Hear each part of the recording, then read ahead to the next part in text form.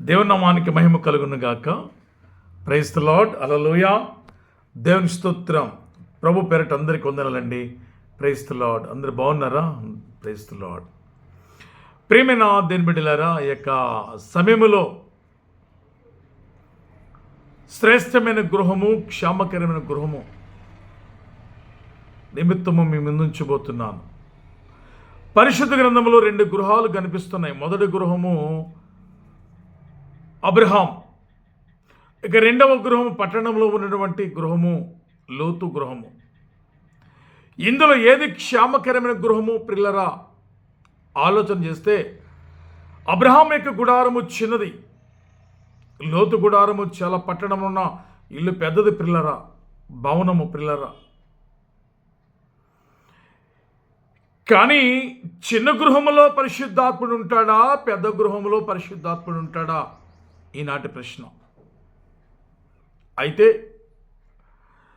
అబ్రహాము చిన్న గుడారమైనప్పటికీ కూడా మమ్మిరేను దగ్గర సింధూర వనములో అబ్రహాము పలు చోట్ల గుడారాలు వేశాడు. ఎక్కడ గుడారం వేసినా దేవుని యొక్క బలిపీఠము కట్టేవాడు. ప్రతి ఎక్కడంటే పిల్లరా గుడారములో ఈ బలిపీఠము పిల్లర ప్రార్థనకు సూచనగా ఉంది. అబ్రహాము కుటుంబము చిన్న కుటుంబమే, ఒకే ఒక భార్య అబ్రహాము, ఇద్దరే తప్ప గుడారంలో ఎవరు లేరు.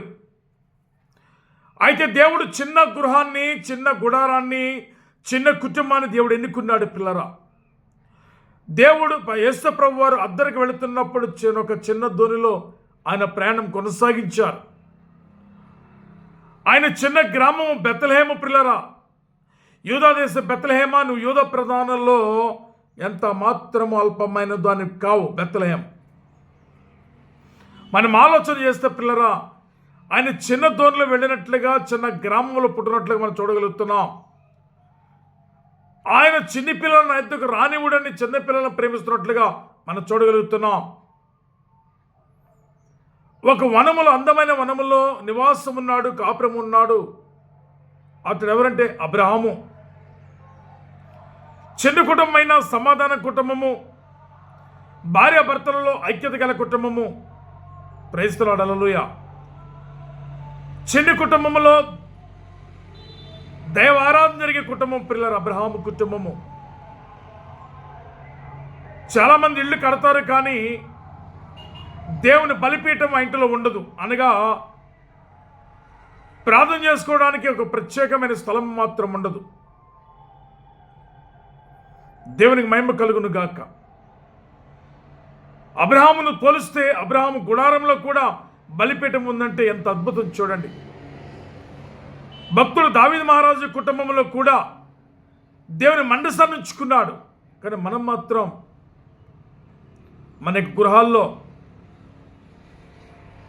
అనేకమైనటువంటి విలువైనటువంటి వస్తువుల చేత అలంకరిస్తాం. బెడ్రూమ్లో ఏసీ ఉండాలని, కిచెన్లో ఉన్నతమైన వస్తువులు ఉండాలని, హాల్లో ఉన్నతమైన సోఫా సెట్ ఉండాలని, ఇలాగ అన్నీ అలంకరిస్తాం. కానీ ప్రార్థన జరుగు స్థలం మాత్రము కుటుంబాల్లో ఉండదు.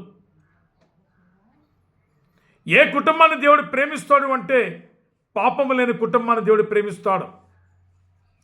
ఏ కుటుంబాన్ని చూస్తాడంటే అబ్రహాములాగా ఐక్యమత్యమైన కుటుంబాన్ని చూస్తాడు. ఏ కుటుంబాన్ని జ్ఞాపకం చేసుకుంటాడంటే తన తరములో నిందారహితుడిగా నడిచాడు నోవహు లాంటి కుటుంబాలను దేవుడు జ్ఞాపకం చేసుకుంటాడు. ప్రభునందు ప్రియమైన దేవుని బిడ్డలారా, ఈ యొక్క సమయంలో అబ్రహాము నీతిమంతుడు, ప్రార్థనాపరుడు, అన్నీ ఉన్నాయి. హల్లెలూయా. సావుకులకు ఆతిథ్యం ఇవ్వటము, సావుకులను ప్రేమించటము, దేవుని ఎడల దేవుని మాటను గైకొనటము, లోబడటం పిల్లరా. లోతు విషయానికి వస్తే పట్టణంలో ఉన్నాడు, అందమైన భవనంలో ఉన్నాడు, కానీ తన జీవితం ఆలోచిస్తే చాలా బాధకర విషయం. భార్య దేవుని మాట వినదు, ఇక భర్త మాట కూడా వినదు. ఇక యవన స్త్రీలు తన కుమార్తెలు ఇద్దరు కూడా పాపంలో ఉన్నారు. అది పాపపు గృహము. పాపం గృహాల్లో దేవుడు మాత్రము ఉంచడు. ఎందుచేతనంటే ఇటీవల కాలంలో మరి అందరూ తెలిసిన సత్యము పిల్లల విషయము అమెరికా దేశంలోని కాలిఫోర్నియా అనే ప్రాంతంలో నైస్ ఏంజల్ అనే కాలనీలో అందరూ కూడా హాలీవుడ్స్ ధనవంతులు, భాగ్యవంతులు, కోట్లకు పడగలిపిన వారు, ప్రపంచంలో ఐశ్వర్యవంతులు ఎక్కడున్నారంటే కేవలం కాలిఫోర్నియా అనే ప్రాంతంలో నైస్ ఏంజల్ అనేటువంటి కాలనీలో మాత్రమే ఈ భూమి మీద ధనికులు పిల్లరా. అలాంటి ధనికుల కుటుంబానికి చెందిన ఒక స్త్రీ దేవుడు లేడు అని జీరో వేసింది ఆయన మార్కులు. దేవుడు ఉన్నాడు అని దేవుడు ఆ కాలిఫోర్నియా ప్రాంతం నైస్ ఏంజల్ అనే ప్రాంతాన్ని హాలీవుడ్స్ గొప్ప గొప్ప యాక్టర్లు, ధనవంతులు, భాగ్యవంతులు, పసిడి పంటలతో తొలుతొగుతున్న కాలనీ అధికస్తమ్మగా దేవుడు లేడని ఎవరైతే అన్నారో అదే స్థలంలో 4 మూలల అగ్ని ఫైర్ అయింది పిల్లరా. దేవుని ఉగ్రత వచ్చింది. అందమైన భవనాలు కాలిపోయి చూడడానికి నామరూపాలు లేకుండా బూడిదిగా మారిపోయాయి. కారణం ఏంటంటే ఆ నైస్ ఏంజల్ అనేటువంటి కాలనీలో పరిశుద్ధాత్ముడు లేడో. హల్లెలూయా. నీ కుటుంబములో, నీ జీవితంలో పరిశుద్ధాత్ముడు లేకపోతే శూన్యముగా మారిపోతుంది. హల్లెలూయా. దేని మహిమ కలుగును గాక. ఎందుకు? పరిశుద్ధాత్ముడు అంటే పాపాన్ని ఒప్పింపజేస్తాడు ఖచ్చితంగా. ఈ నైస్ ఏంజల్ అనే కాలనీలో పరిశుద్ధాత్ముడు లేడు. చాలామంది కుటుంబాల్లో కూడా దేవుడు లేడు. దేవుని స్తోత్రం. హల్లెలూయా. దేవుడు లేని కుటుంబాలు దేవుడే ఒక రోజున ఖాళీ చేస్తాడు. ఎంత అందంగా కట్టుకున్నా, ఎంతగా చేసినా అందులో దేవుడు మాత్రము ఉండనివ్వడు ఖచ్చితంగా. కొన్ని గృహాల మీద మనుషులు ఎంతో ఆ ప్రేమను, అభిమానాన్ని పెంచుకుంటారు. సొంత ఇల్లుని విడవాలన్న బాధ, సొంత గ్రామాన్ని వదలాలన్న బాధ. కానీ అబ్రహాము జీవితంలో దేవదేవుడు, ఓ అబ్రహామా, ఇదిగో నీ యొక్క దేశాన్ని విడిచిపెట్టు, నీ రాష్ట్రాన్ని విడిచిపెట్టు, నీ తల్లిదండ్రులు విడిచిపెట్టు, నీ బంధువులను విడిచిపెట్టు అని చెప్పినప్పుడు అదొక అగ్ని పరీక్ష. అయినప్పటికీ కూడా సంతోషంతో, చిరునవ్వుతో అబ్రహాము వెళ్ళిపోయాడు పిల్లరా. ఆ గృహాన్ని కూడా లక్ష్య పెట్టలేదు. కానీ మనుషులు ఈనాడు అందరికీ గృహాలు లక్ష్య పెడుతున్నారు. ఇది స్థానికంగా ఉంటుంది, నేను అందులో స్థానికంగా ఉంటాను అని అనుకుంటున్నారు. కానీ అందులో ఉండనివ్వకుండా చేసేది ఎవరంటే పరిశుద్ధాత్మ దేవుడే. దేవుని మహిమ కలుగును గాక. లోతు అందమైన గృహం కట్టాడు, కానీ అందమైన జీవితం లేదు. కుమార్తెలు పాడైపోయారు, పట్టణం పాడైపోయింది. కానీ లోతు ఉన్న ఇల్లునే దేవుడు ఖాళీ చేయించాడు పిల్లరా. ఈ దైవానుసరం అనే మాటలు వింటున్న వాళ్ళరా, మిమ్మల్ని కూడా దేవుడు ప్రేమిస్తున్నాడు. దేవునికి మహిమ కలుగును గాక. దేవుని నామానికి స్తోత్రం. ప్రభునందు ప్రేమైన దేవుని బిడ్డలారా, ఈ యొక్క వాక్యోపదేశములో చెబుతున్న విషయం ఏంటంటే ప్రతి ఇంటిలో పరిశుద్ధాత్ముడు ఉండాలి. పరిశుద్ధాత్ముడితో సహవాసం చేయాలి. నోవా దినాల్లో అనేక మంది ప్రజలు అన్య జనాంగం ఉన్నారు, కానీ దేవుని ఎరిగిన వారు మాత్రం లేరు. ఉన్నాడు అంటే ఒకే ఒక కుటుంబము. ఎవరు అంటే నోవా కుటుంబం మాత్రమే. దేవునికి మహిమ కలుగును గాక. దేవుని నామానికి స్తోత్రం. ప్రభునందు పిల్లరా, నోవా తన తరములో నిందారహితుడిగా నడిచాడు. తన తరములో నిందారహితుడిగా నడిచాడు. దేవుని మహిమ కలుగును గాక. దేవునికి స్తోత్రం. ప్రభునందు ప్రేమైన దేవుని బిడ్డలారా, దేవునికి స్తోత్రం. హల్లెలూయా. అయితే సొదొమ గొమొర్రా పట్టణంలో దేవుడే అక్కడ వాళ్ళు ఉంచలేదు, పట్టణాన్ని ఖాళీ చేయించాడు.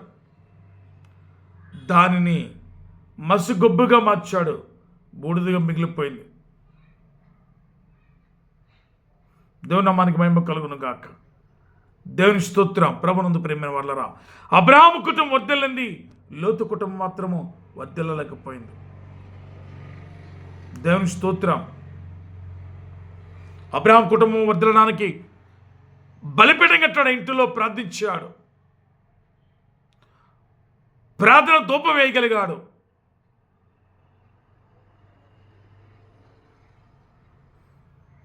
కాబట్టి ప్రభునందు ప్రియమైన వాళ్ళరా,